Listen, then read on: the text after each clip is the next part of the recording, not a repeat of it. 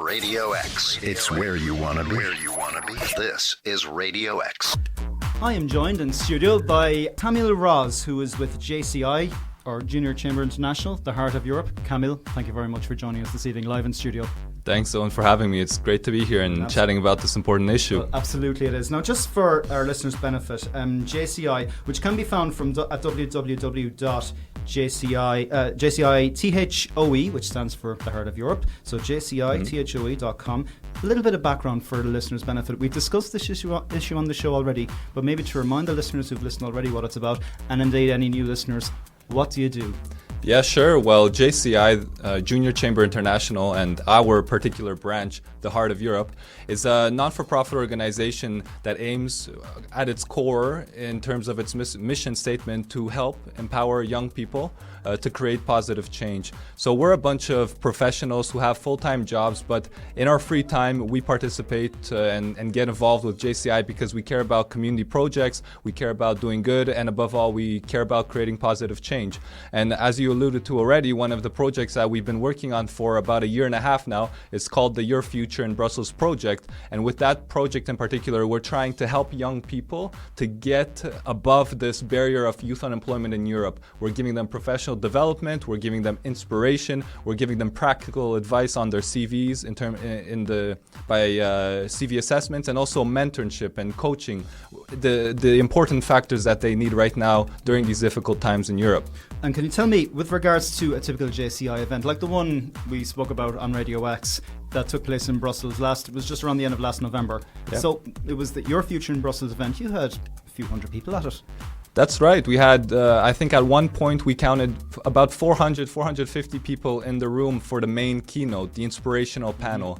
And yeah, that project finished off with a big bang, we had that many amount of people. In fact, we had a video message from the Prime Minister, Elio Di Rupo. We had a member of European Parliament championing this cause and this project for us. But above all, we had around 150 to 200 volunteers, pure bona fide volunteers working for this cause. We had like 5 CEOs and high up executives come out to give inspiration, to share their stories, give leadership advice, but also relate to the young people, because these CEOs also had gone through some difficult times in their lives.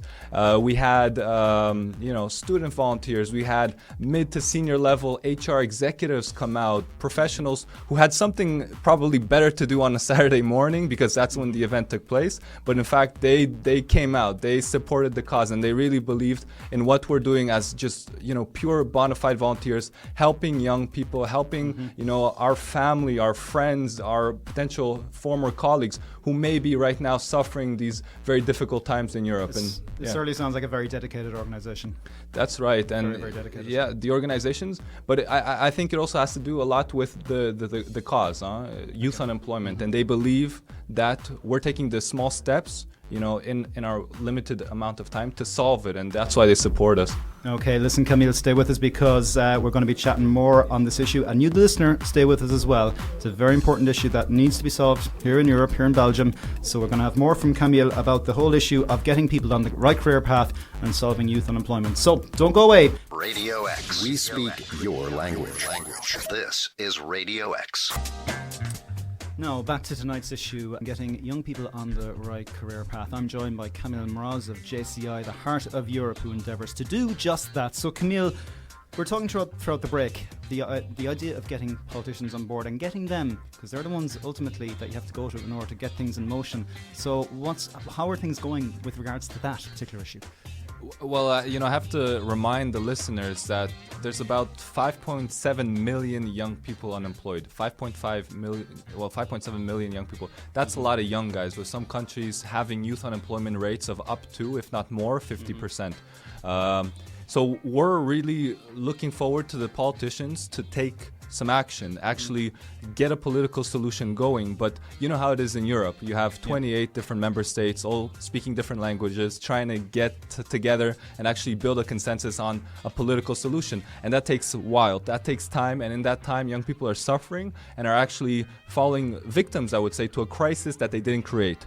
Therefore, like, I told you kicking off the show, our organization, JCI TOE, we said, listen, we don't want to wait around for the political solution to come. Our friends, our family, our colleagues are suffering, and we're going to take action, and we're going to do something. And our event, Your Future in Brussels, is exactly the embodiment of that. Is action being taken right now in order to alleviate, let's say, the youth unemployment locally, but now also internationally, because we've organized like a network of young leaders all across Europe to replicate what we've done here in Brussels in their own countries. And I think that's really cool. And so we organize a leadership summit for young people who are involved in already youth organizations, and we gave them sort of tools, the concept that we've implemented here, and then we let them go back to their own countries, because they only came here for the weekend for that leadership summit. And now we have people in Latvia, in the UK, in Italy, getting this project going there. Again, helping the young people locally to address those needs, to make sure that they're getting the right professional development, the right inspiration, and the right practical advice, and hopefully also the next step, which is a job, and to break that cycle of youth unemployment. And that would make me really happy if more and more young people took on this challenge as volunteers, knowing that, if we don't do something now, if we don't take action as volunteers, we may be waiting around for all of these political solutions to take place. And that's really my message to the listeners. You guys can do it. You guys can also be part of volunteers and be part of this volunteer movement. And JCI, we're always looking for volunteers, because and you mentioned just any particular type of background you want when it comes to volunteer. Is it from any background, or does it have to have previous experience, or can anyone just come on board? Anybody. Listen, I'm an engineer. I'm working for a pharmaceutical engineering company, but in my free time I get home and I'm chatting with other engineers, project managers, full-time professionals like me who just want to do something, who can't stand around and watch these young people suffer. So really, it's an open call to anybody. You want to be a volunteer, you want to get involved in a big project with a big impact and something that creates this really cause-based solution, local solution.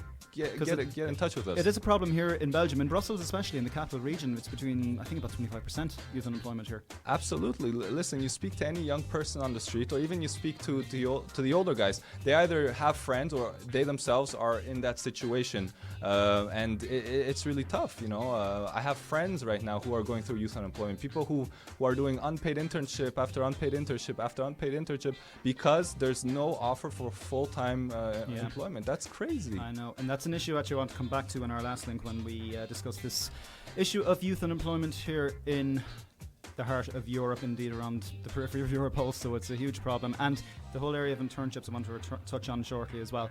So stay with us. Kamil Mroz, my studio guest from JCI, the heart of Europe, solving youth unemployment and getting you, the young person, on the right career path. That track from Nirvana will be coming up after the break, I promise. So don't go away. This is Radio X. Live from Belgium's capital, Radio X. Now let's get back to our main topic this evening, solving youth unemployment and getting young people on the right career ladder. I'm joined by Kamil Mroz from JCI, the heart of Europe. Kamil, we were just before the break there talking a bit about internships, the internship merry-go-round here in Brussels. A lot of people come to Brussels from other countries, especially now with the economic crisis hitting a lot of areas around Europe. So just to what level is the extent to the amount of competition here in Brussels to get work, even internships that don't pay? I think the competition is very high.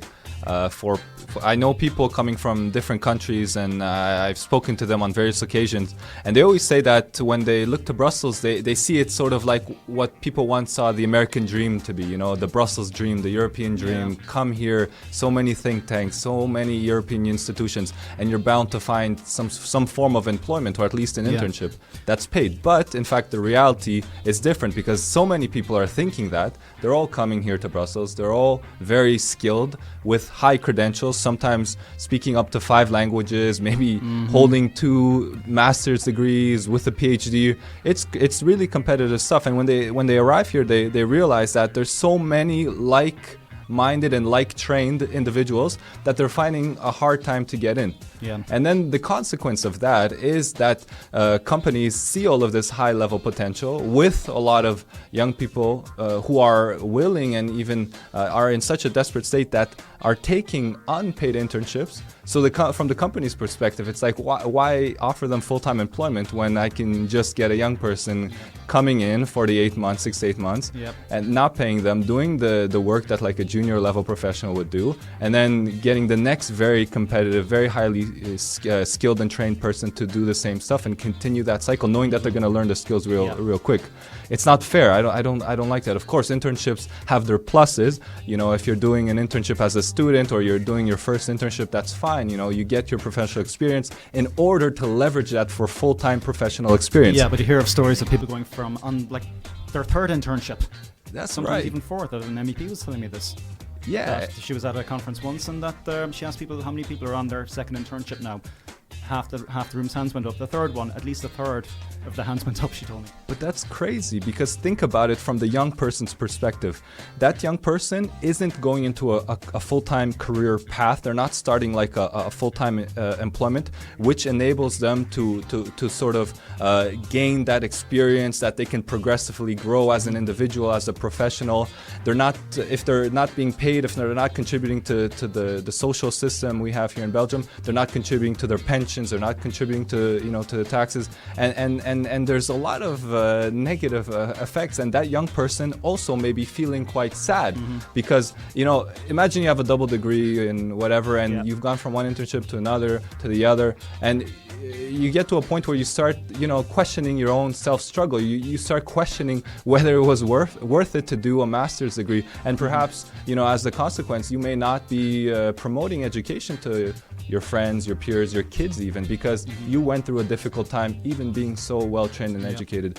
So the goal is to get these people into a professional degree, full-time employment, in order for them to grow, to contribute to society. And I say it over and over again, and it may sound a bit cheesy, but really the youth are the future of our society. We need to care for them, and that's key. Now, just before we wrap up, we unfortunately are running low on time, but just the next event, the next JCI event here in Brussels, the heart of Europe, when is it, and how can people find out more about it? Sure, the next Your Future in Brussels project will be taking place in May, and in fact we're going to be doing it together with all of the different young leaders across Europe, like on the same week, helping young people all across Europe. It'll be we still have to figure out when it will be, the exact day and what time, but if you'd like more information, check out our Facebook fan page. So that's www.facebook.com/JCITHOE. Like us, check us out. If you want to get involved as a volunteer to help these young guys in these difficult times, get in touch with us. We're more than happy to have you on board. We love volunteers because we're volunteers ourselves. And I'll give that information out right at the end of the show as well, okay, to remind everyone. So, and you can also get on the website www.jcithoe.com. That's right. Okay, we'll have to leave it there for the time being. Kamil Mroz, thank you very much for joining us this evening. Kamil Mroz from JCI, the heart of Europe, in their battle to stem the tide of youth unemployment and get people on the right career path. Kamil, thank you very much for coming in this evening. Thank you very much, Owen. Radio X. We speak your language. This is Radio X.